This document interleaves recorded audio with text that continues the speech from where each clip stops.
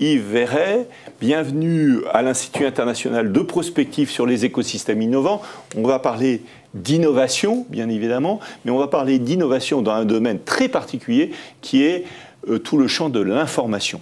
Vous avez été, à travers votre métier, au cœur de ces enjeux. D'abord, peut-être en 2 minutes, pouvez-vous nous raconter votre vie ? Oh, ma vie, de façon très synthétique. Je me suis passionné pour les technologies de l'information dès la sortie d'école d'ingénieur, oui. Alors que j'avais fait une école dans l'aéronautique, dans tout autre domaine. Et j'ai passé ma vie à accompagner l'arrivée des technologies de l'information qui ont révolutionné notre monde. Dans le civil, mais aussi dans le militaire. Civil, militaire, très souvent sur des sujets très technologiques qui ont préfiguré ce qui est en train d'arriver aujourd'hui avec l'Internet des objets. Donc vous commencez votre vie professionnelle à peu près vers quelles années ? Je suis sorti d'école d'ingénieur en 72. À l'époque, on faisait encore une année de service militaire. Donc j'ai commencé à travailler en 1973. Donc je suis vraiment arrivé avec l'informatique. Voilà, c'est ça. Alors, où en est l'informatique en 73 ? C'est intéressant d'évoquer cela par rapport aux jeunes générations qui nous écoutent. Ces jeunes générations qui souvent disent « Mais comment vous faisiez pour envoyer des mails avant Internet ?» Mais je vais vous donner un élément qui est très intéressant pour les jeunes générations. J'ai quand même fait une grande école d'ingénieur. Je n'ai jamais entendu le mot informatique avant d'être en école d'ingénieur. J'ai fait tout mon cycle de formation, les classes prépa, je ne savais pas ce que c'était. J'ai découvert l'informatique à l'intérieur de l'école d'ingénieur. Alors, envoyer des mails, on n'envoyait pas de mails. Ouais, on est obligé d'envoyer. On se téléphonait déjà, mais pas avec des portables, mais avec du fixe. Le fax on se téléphonait existait et on écrivait beaucoup. Il y avait écrivait beaucoup. Il y avait quand même... La Poste était une société prospère. Et le fax ? Le fax, on l'utilisait, oui, dans les entreprises, mais uniquement dans les entreprises, pas dans la vie privée. Alors, à quoi ressemble l'informatique au moment où vous rentrez en fonction ? C'est quelques gros ordinateurs sur la planète ? C'est un peu plus que quelques gros ordinateurs sur la planète, mais ce sont surtout des gros ordinateurs enfermés dans des salles de calcul auxquelles l'accès est difficile. Et puis on y va en apportant ses bacs de cartes perforées, voire ses rubans perforés, et on va récupérer son listing.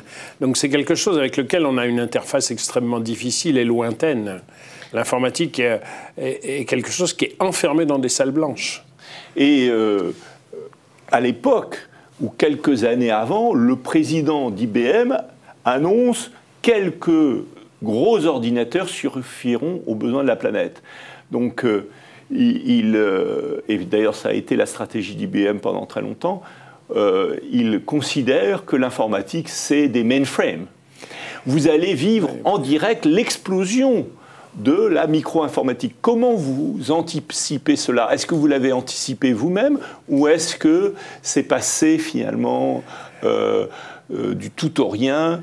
Je me rappelle une étude que j'avais faite dans les années 80 où encore, à l'époque, on se demandait si l'informatique personnelle, l'ordinateur sur le bureau, avait encore un futur.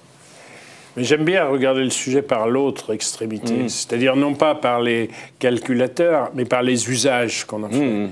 Et quand l'informatique est arrivée, le premier usage qu'on a imaginé, c'est quand même d'en faire un moyen de calcul. C'est devenu un moyen pour faciliter la gestion des entreprises. Et petit à petit, c'était encore quelque chose de très enfermé dans des fonctions très particulières. Et c'est à cette époque-là qu'effectivement, on n'imaginait pas autre chose que des mainframes parce que ça allait bien pour faire ce que ça a fait. Et puis petit à petit, ce qui s'est passé, c'est que c'est toute la société qui a basculé dans l'information qui prend de la valeur par rapport au produit, et du coup, les moyens de traitement de l'information qui commencent à se diffuser. Et quand la micro-informatique est venue, ce n'était pas la micro-informatique le point majeur. Le point majeur, c'est que d'un seul coup, l'individu, même professionnellement, était un homme qui gérait des masses d'informations, qui en créait, qui en utilisait et qui en gérait. Et je dirais, à la limite, je n'ai même pas vu le micro-ordinateur. Ce que j'ai vu, c'est la transformation complète de la vie de la vie dans les entreprises d'abord, et puis petit à petit, la contagion a été rapide, et ça a été la vie personnelle. Je vais vous raconter quelque chose qui date justement de l'apparition de la micro-informatique. Comme tout le monde, j'ai fini par acheter un micro-ordinateur que j'ai mis à la maison. Avec résistance. Vous résistiez? Non, c'était mon métier. Je n'avais pas résisté, c'était mon métier. Une curiosité, mais parfois... La résistance, elle n'était pas chez moi, la résistance, elle était du côté de mon épouse. Mais c'est autre chose. Mais ce que je regarde, c'est le comportement des enfants. J'avais 2 enfants nés en 75 et 77 et un 3e né en 84. Les 2 premiers, il a fallu qu'ils apprennent l'informatique. C'était quelque chose d'étranger. Le 3e, j'ai mis un micro-ordinateur à la maison, je lui ai jamais rien expliqué. Et c'est lui qui expliquait à sa mère comment il fallait s'en servir. Alors, 30 ans, plus de 30 ans d'expérience dans le domaine des technologies de l'information.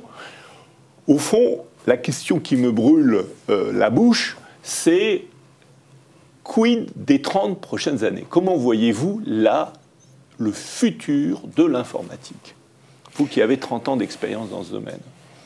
Il n'y a pas de futur de l'informatique, c'est le futur de notre société, qui est une société dans laquelle, de façon définitive, au moins pour un certain temps, l'information est probablement ce qui a le plus de valeur. Et alors, quand vous dites l'information est ce qui a le plus de valeur, c'est un point très très important parce que, au fond, on apprend dans l'histoire que nous vivons dans un monde capitaliste où c'est l'argent qui a le plus de valeur. Donc, pourquoi ce passage d'un monde dominé par l'argent à un monde dominé par l'information? Pourquoi l'information? Parce qu'on pourrait se dire presque l'information, ça n'a pas de valeur puisque c'est partout gratuit.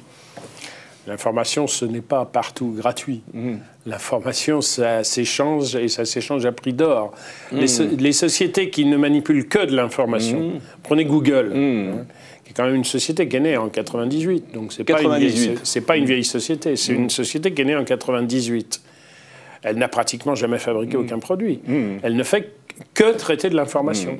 Et c'est la première capitalisation boursière mondiale.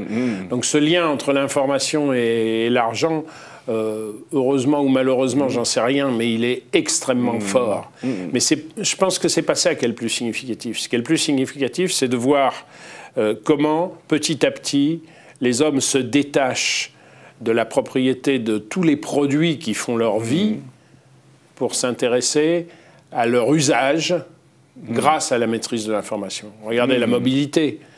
De plus en plus, les gens commencent à regarder les services de mobilité plutôt que l'acquisition de véhicules modernes. Ça va être la même chose dans tous les compartiments de la vie. Et petit à petit, on va dans une économie où la clé sera effectivement l'information. Et où la valeur de quelqu'un sera non pas sa capacité à détenir l'information, parce que l'accès est libre, mais sa capacité à s'en servir. À s'en servir, à la créer. Et à en créer, bien sûr. À en créer et à s'en servir. Comment vous voyez le futur de GAFA, Google, Apple, Facebook Moi, j'avoue que ce futur me terrorise un peu parce que si on laisse GAFA tout seul, le monde sera complètement dans les mains des hommes qui dirigent ces sociétés et qui sont, comme par hasard, ceux qui aujourd'hui portent aussi la vision transhumaniste, avec laquelle j'ai quand même quelques petits problèmes d'éthique. Je suis atterré de voir que dans notre Europe, personne ne prend conscience de la nécessité absolue de reprendre le contrôle de ces technologies. D'une part, pour assurer notre souveraineté, mais aussi pour assurer de l'emploi à nos jeunes. Parce que si on n'achète que des produits qui viennent de Californie, nos jeunes, ils partent tous travailler en Californie. Vous le savez mieux que moi, il y a beaucoup de Français en Californie, d'ailleurs. Oui, les Français sont très appréciés. Et vous soulignez un point essentiel qui nous concerne énormément, puisqu'on a créé, pour la première fois en Europe, une chaire qui questionne le transhumanisme, qui questionne cette vision du monde portée par GAFA et qui essaye de construire une éthique des technologies de l'information. Bienvenue. C'est plus que des technologies de l'information, parce que le transhumanisme, c'est les NBIC, nanotechnologie, biotechnologie, informatique et sciences cognitives. C'est l'ensemble des quatre qui convergent pour porter le transhumanisme. Donc tout ça a pour socle le numérique, mais qui évolue dans quatre directions.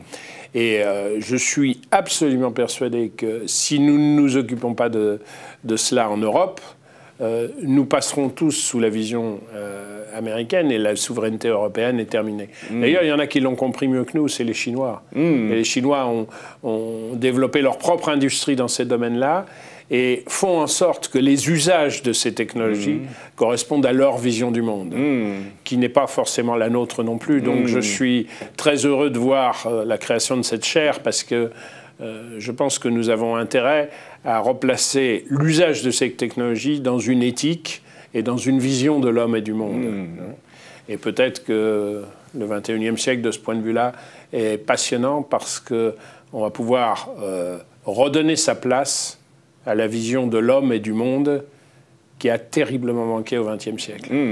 Merci beaucoup sur cette conclusion tout à fait importante et qui rejoint beaucoup de nos préoccupations ici à l'Université catholique de Lille. Merci Yves Verret et à très bientôt pour approfondir tous ces sujets. Vous êtes le bienvenu et nous serons ravis de pouvoir continuer ce dialogue. Merci Michel Salofkos pour cet accueil et pour cet échange. Vous avez abordé des sujets qui me tiennent à cœur.